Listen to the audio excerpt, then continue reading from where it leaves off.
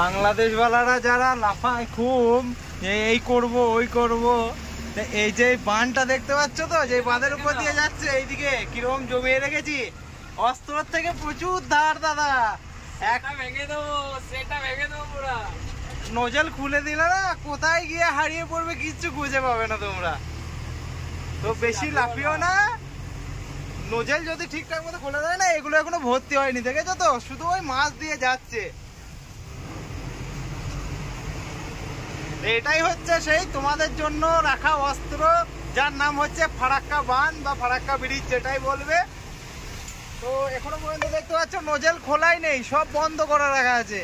দু একটা নজল খোলা আছে, যদি 5-10টা নজল খুলে দেওয়া হয় তাই তোমাদের কি অবস্থা হবে একটু ভেবে দেখে নিও। 2.5 কিলোমিটার মধ্যে গেট আছে, 2.5 কিলোমিটার গেট। এই দেখতে পাচ্ছ সব গেট বন্ধ, খালি এই দেখো মাঝে একটা গেট খোলা, দেখেছো, এই গেটটা খোলা আছে, বাকি সব গেট বন্ধ। আর গেটই খোলা না, দেখো খালি এই একটা খোলা আছে, হালকা করে, বেশি না হালকা করে দেওয়া আছে। তো বেশি লাফিও না, লাফালে তোমাদেরই লোকসান হয়ে যাবে।